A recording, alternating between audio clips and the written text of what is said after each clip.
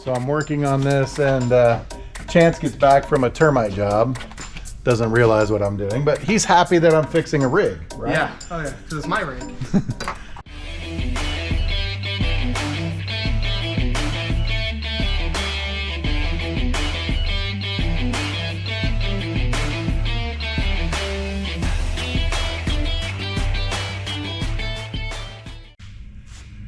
All right, welcome back, everybody.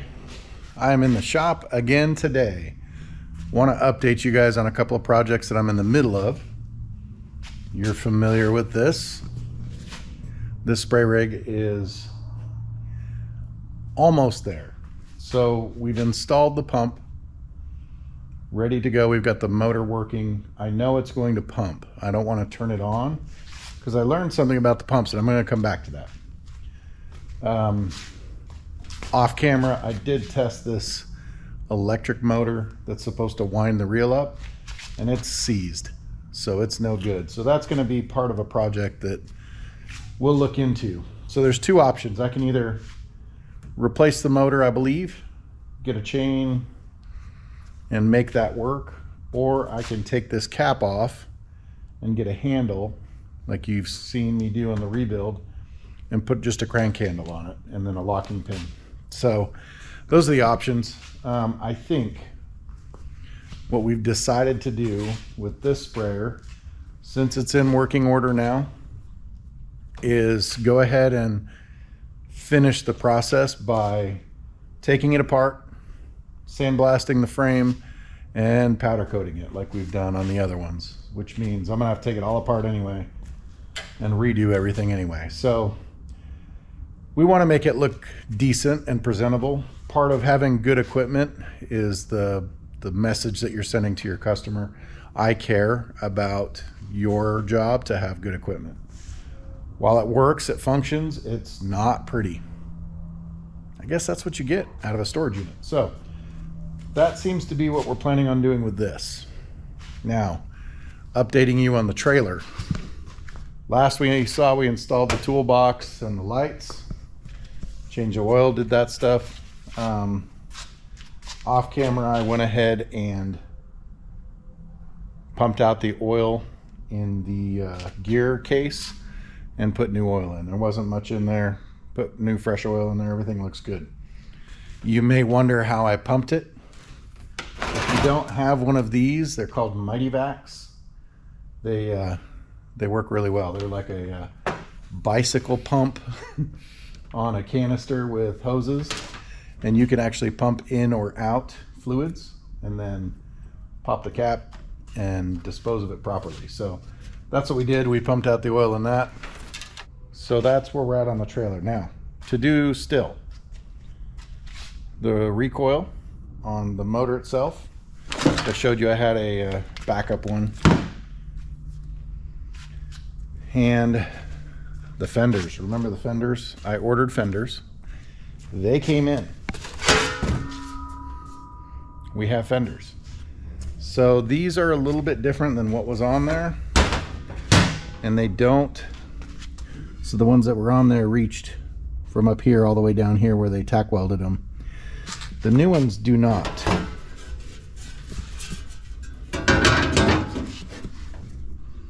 The new ones do not reach necessarily all the way down, which is okay because originally I didn't plan to weld them on. I planned to bolt them on.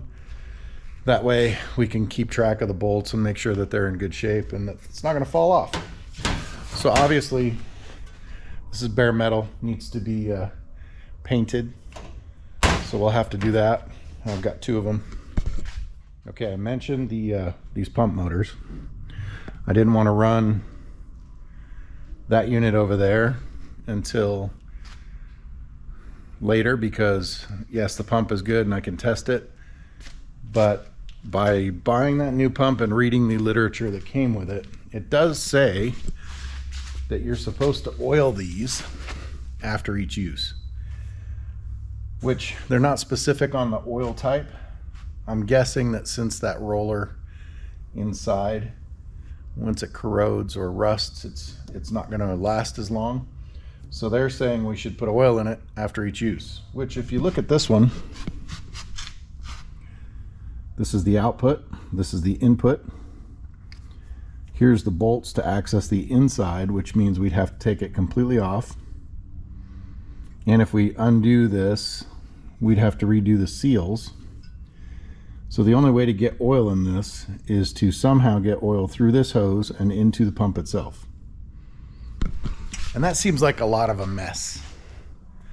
So let's look at the trailer. It has same style pump. This one's seen a little more action, but it still works really good.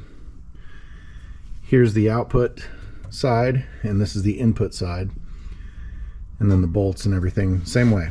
Now, if we were to try to put some sort of either spray oil or other oil into the input, we'd have to have access to this.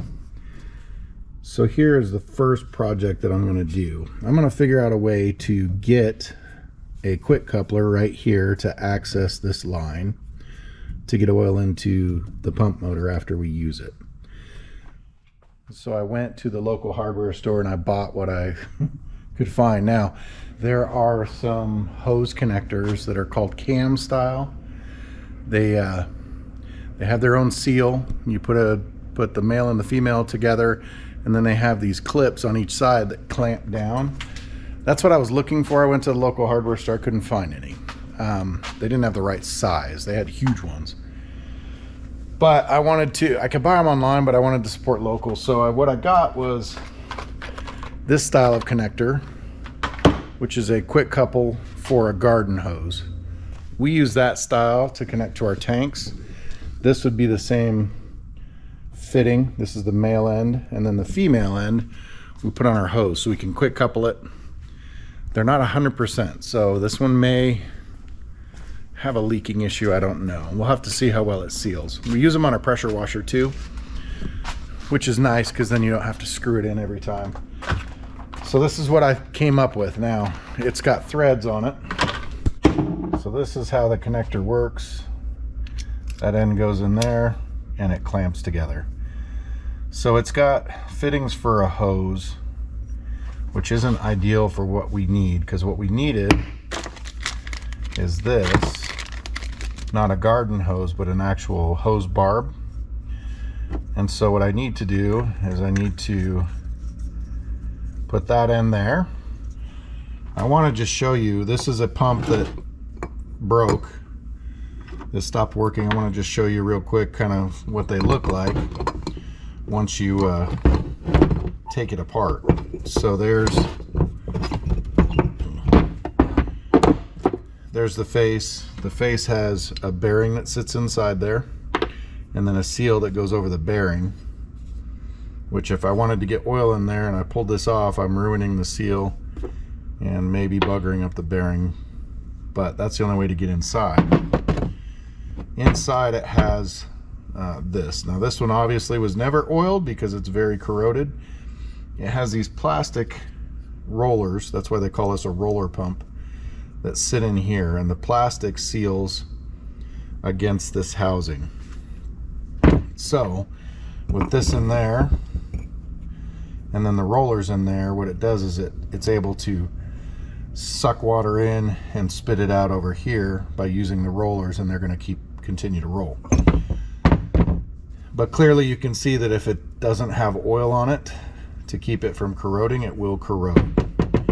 So I don't know if I'm going to ever be able to save this one and rebuild it.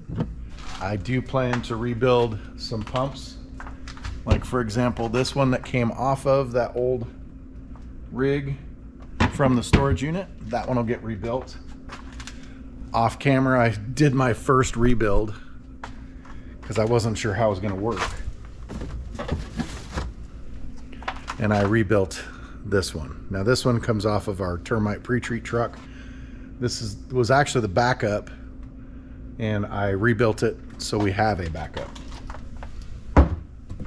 So you'll see, I'm going to rebuild that one. I don't think I can rebuild that one, but we'll look at it. We'll see. Depends on how scored it is and bad it is. But for now, we're building a quick connect so that we can get to that one and keep it from rusting up.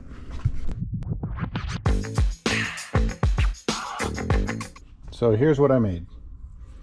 This is the connector. I did change a couple of pieces. I've got a plastic 1/2 to 3/4 that I had just kicking around, and then I used one of the hose barbs. Basically what we're going to do is we're going to unscrew this hose barb and screw this in right there, and then cut the hose down and put it on. I could actually use this one because it's metal or brass to replace this one if I want, but for now I'm just going to mock it up with this one, and that's where that goes. And one thing you've got to make sure you do if you buy this kind of coupler is that you make sure in the female end that you can see through it, because they do make some of these that are stoppers. So if you disconnect it, it doesn't allow flow to go through, which would be counterproductive for us, since this is the side that I plan to put the oil in, and then this is the hose side. So that's what we built. We're going to go ahead and take that hose off, unscrew that piece. We'll put some Teflon tape on this one, screw it in, and then hook the hose up to the other side. And then that should be a quick coupler for this hose. The way I've got it now is all we've got to do, it's hard to do with one hand. Pull down and release. I'm able to inject oil there. It's a lot closer to the pump. And then when I'm done, I grow 3 hands, and then it's on there. So my only concern at this point is that fitting going to work well enough under pressure that it's not going to leak. Obviously you see water underneath it now. That's because I took the hose off. I think that because it's always full of water, there wasn't a problem with rusting. So that's why this pump's probably lasted so long. But I still want to do this. If that's what they say is going to make the pump last, I want to make sure that I've got a way to put oil in there. Next thing I'm going to do is attack that recoil. So we're going to pop it off. It's got, I'll show you on this one, it's a little bit easier to see. They've got these 10mm screws. I think there's 3 of them on the outside of this. You pop those out and this whole thing comes off, and you can restring it, you can do whatever you need to do. So that's what we're going to do.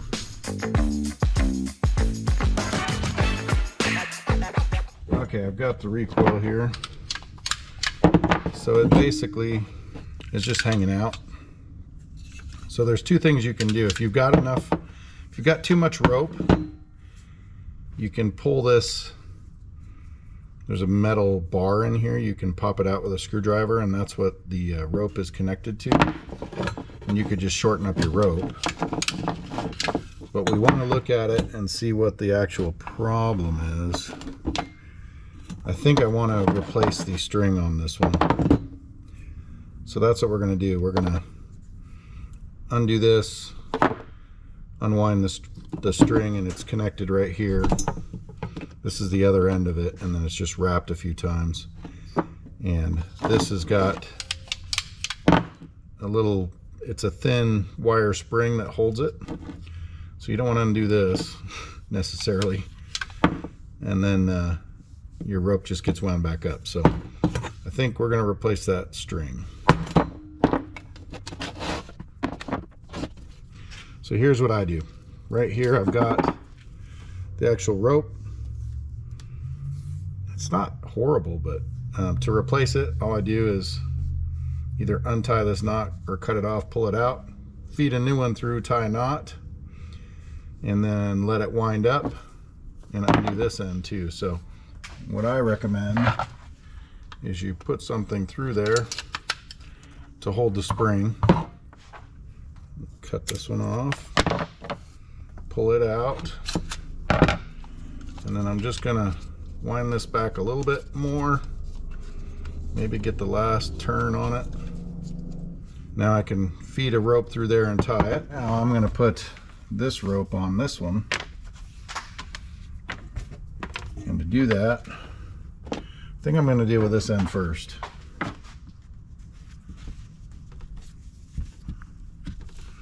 Okay, all I did there was just used a Torx that fits down in there, and I just pushed up. Now you can do the same thing, pry.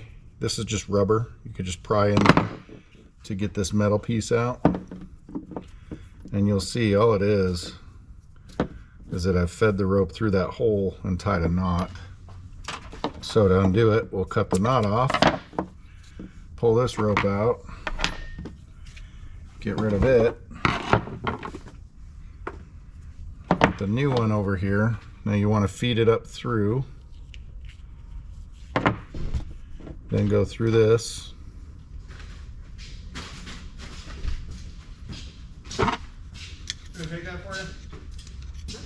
Take that trash for you. Tie a little knot. Doesn't have to be pretty, it just has to be a knot that holds. And I like to feed it in between that.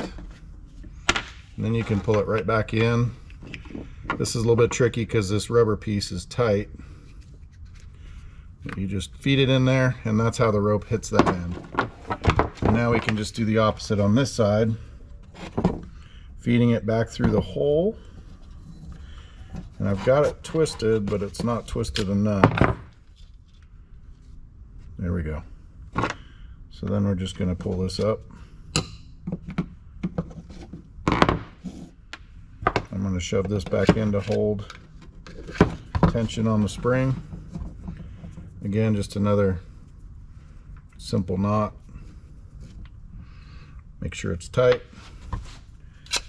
Take this out. I'm going to pull that back into this little spot where the knot lives. And then I'm going to slowly let it retract. And that one's done.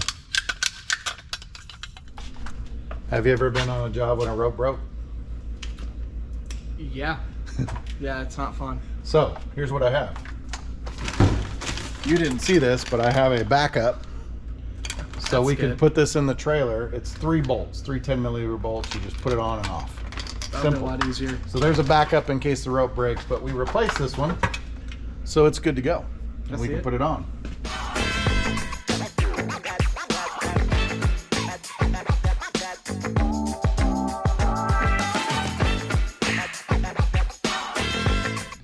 That's it for today. Thanks for hanging out with us.